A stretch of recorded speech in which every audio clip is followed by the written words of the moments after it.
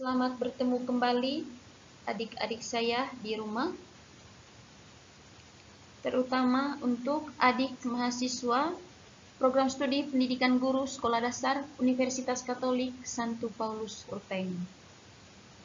Hari ini kita bertemu pada topik yang baru tentang prosedur pengelolaan kelas. Selamat menyimak dan semoga bermanfaat.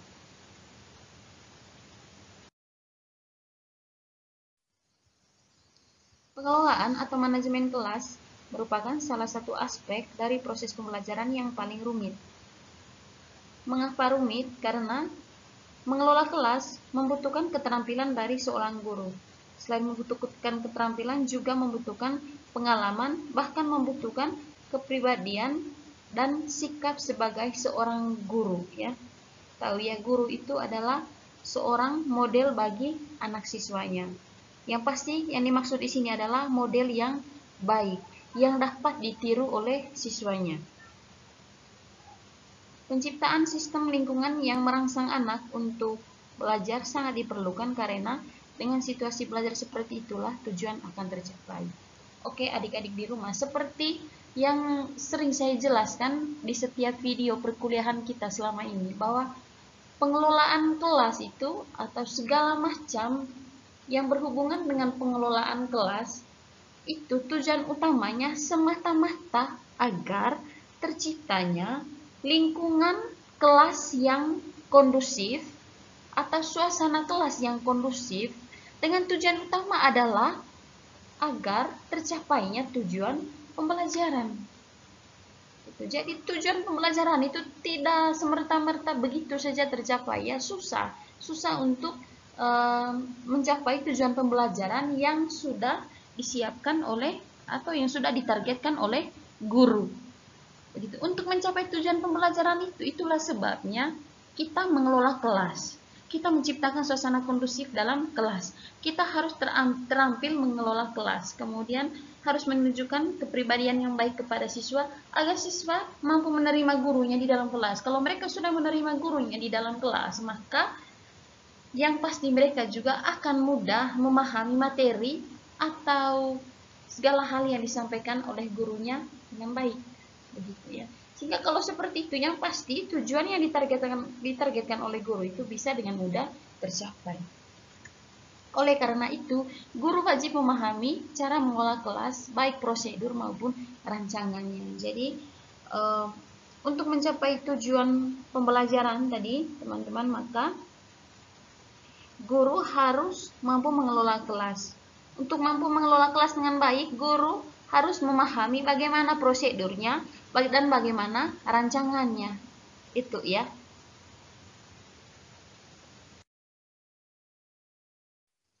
Oke, saya akan jelaskan pengertian prosedur pengelolaan kelas. Nah, prosedur pengelolaan kelas itu dijelaskan bahwa serangkaian langkah kegiatan mengelola kelas yang dilakukan guru demi mempertahankan terciptanya kondisi kelas yang optimal serta mempertahankan kondisi optimal tersebut supaya proses pembelajaran dapat berlangsung secara efektif dan efisien. Jadi jelas di sini bahwa prosedur pengelolaan kelas itu adalah serangkaian, ya. Berarti ada banyak nanti ya, serangkaian langkah-langkah kegiatan mengelola kelas. Jadi di sini ada beberapa ya, serangkaian langkah kegiatan untuk mengelola kelas. Tujuannya untuk apa? Untuk menciptakan suasana dan kondisi kelas yang optimal dan mempertahankannya. Sehingga dengan begitu proses pembelajaran dapat berlangsung secara efektif. Kembali lagi saya menjelaskan proses pembelajaran yang efektif itu yang seperti apa. Nah, proses pembelajaran yang efektif itu adik-adik adalah proses pembelajaran di mana segala materi yang disampaikan oleh guru itu diterima dan dipahami oleh peserta didik. Kalau tidak dipahami oleh peserta didik, maka pembelajaran itu tidak efektif. Begitu ya. Dengan kata lain, proses pembelajaran yang efektif adalah di mana proses pembelajaran itu mencapai target, mencapai tujuan yang ditargetkan oleh guru. Itu.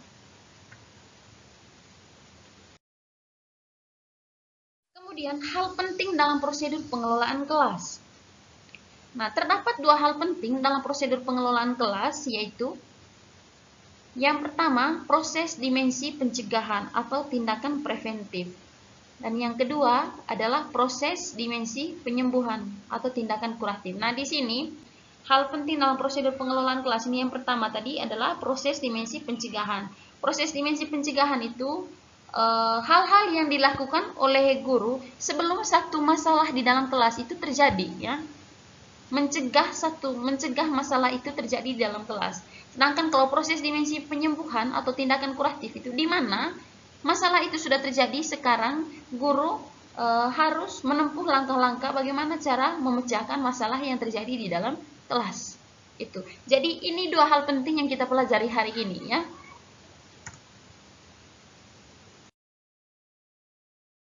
Oke, yang pertama kita akan belajar tentang prosedur pengelolaan kelas dimensi pencegahan. Jadi, ini langkah-langkah atau prosedur bagaimana cara mengelola kelas untuk mencegah terjadinya masalah. Di sini dijelaskan bahwa tindakan pencegahan adalah tindakan yang dilakukan sebelum munculnya tingkah laku yang menyimpang, yang dianggap mengganggu kondisi optimal berlangsungnya pembelajarannya. Seperti yang saya jelaskan tadi, pencegahan atau tindakan preventif itu di mana masalahnya itu belum muncul, ya. Jadi guru harus menempuh beberapa langkah agar tidak terjadinya masalah atau tindakan yang menyimpang dari siswa yang dilakukan di dalam kelas. Lalu adapun langkah-langkah pencegahan tersebut. Jadi ini hal-hal yang perlu dilakukan guru. Yang pertama, peningkatan kesadaran diri sebagai guru. Peningkatan kesadaran diri sebagai guru maksudnya begini. Sebagai seorang guru, dia paham bahwa saya guru. Apa tugas saya di dalam kelas? Itu, ya. Cukup menyadari diri bahwa saya adalah seorang guru. Jadi, dengan sendirinya nanti kita paham bahwa apa yang perlu kita lakukan di dalam kelas dan apa yang tak perlu kita lakukan. Kemudian yang kedua, peningkatan kesadaran peserta didik. Jadi di sini memberikan kesadaran kepada siswa bahwa kalian di dalam kelas itu adalah anak siswa kita. Hal yang perlu kalian lakukan di dalam kelas itu adalah mendengarkan arahan dari guru. Begitu, ya. Jadi membuat siswa itu mematuhi membuat siswa itu menyadarkan diri bahwa mereka adalah siswa dan mereka harus patuh terhadap apa yang disampaikan oleh guru. Kemudian yang ketiga, sikap polos dan tulus dari guru. Artinya begini, pada saat pembelajaran berlangsung, guru menunjukkan sikap yang polos, artinya sikap yang apa adanya, begitu, ya, dan tulus bahwa mereka adalah anak-anak kita, mereka adalah siswa kita. Perlakukanlah mereka seperti seorang siswa, misalnya menghargai mereka seperti itu. Jangan hanya karena kita guru baru kita sesukanya di dalam kelas untuk memperlakukan anak siswa, itu tidak boleh, ya. Jadi kita harus menunjukkan sikap kita apa adanya dan kita harus menghargai anak murid kita. Dengan sendirinya nanti mereka juga akan menghargai kita sebagai guru di dalam kelas. Kemudian yang keempat, mengenal dan menemukan alternatif pengelolaan.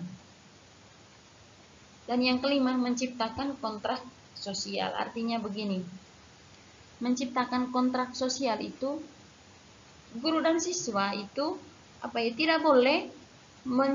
guru tidak boleh menciptakan jarak dengan siswa. Guru harus mampu menjadikan siswa sebagai sahabatnya dalam tanda kutip, ya.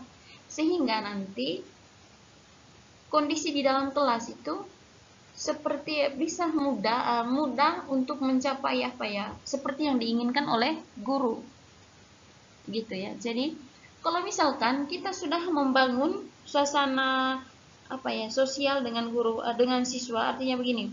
Kalau guru sudah membangun satu hubungan sosial yang baik dengan siswa di dalam kelas, maka dengan sendirinya tumbuhnya rasa menghargai di dalam diri siswa, menghargai kehadiran gurunya, menghargai gurunya di dalam kelas.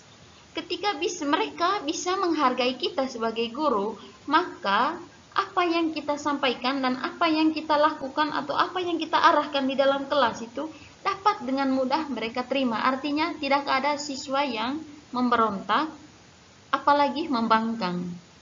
Itu ya, karena itu beberapa hal kita harus mencegah hal-hal seperti itu. Itu dia tindakan-tindakan preventifnya. Kemudian sekarang, bagaimana jika satu masalah sudah terjadi? Kalau satu masalah sudah terjadi, maka kita harus melakukan tindakan penyembuhan atau tindakan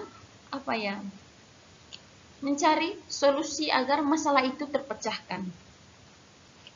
Di sini dijelaskan bahwa tindakan penyembuhan adalah tindakan yang dilakukan setelah munculnya tingkah laku yang menyimpang, yang dianggap mengganggu kondisi optimal berlangsungnya pembelajaran. Oke, itu dia langkah pemecahan masalah tadi ya. Yang pertama, mengidentifikasikan masalah. Yang kedua, menganalisis masalah tersebut. Yang ketiga, menilai alternatif pemecahan. Dan yang keempat, mendapatkan balikan. Jadi di sini, guru harus mampu menganalisis masalahnya. Analisisnya itu seperti apa? Mencari tahu sebab dan akibat. Apa kira-kira masalah ini adalah sebuah sebab atau sebuah akibat. Kalau sebuah akibat, kira-kira sebabnya apa? Gitu. Siapa sesungguhnya pelaku utama dalam masalah tersebut? Nah, guru perlu mencari tahu hal-hal seperti itu. Artinya, tidak serta-merta mempersalahkan satu orang siswa atau tidak serta-merta mendukung seorang siswa. Guru benar-benar harus menganalisis dan mampu mencari tahu akar masalahnya seperti apa sehingga terjadi masalah seperti itu. Begitu. Kemudian dengan begitu nanti kalau sudah mampu menganalisis masalahnya dengan baik, maka dengan mudah juga guru mencari tahu alternatif pemecahannya. Itu. Oke. Itu hal penting yang sudah kita pelajari. Jadi, yang perlu kamu paham di sini adalah yang perlu adik-adik paham di sini adalah ada dua hal penting yang perlu kita pelajari hari ini terkait langkah-langkah pemecahan masalah dan juga tentang hal-hal pencegahan masalah ya. Jadi ada Oke, adik-adik mahasiswa, sekian dan terima kasih. Semoga bermanfaat ya. Saya sediakan soal untuk tugas 3-nya. Di sini saya salah tulis. Yang sebenarnya itu tugas 3 ya. Kerjakan dengan baik dan kumpulah tepat waktu.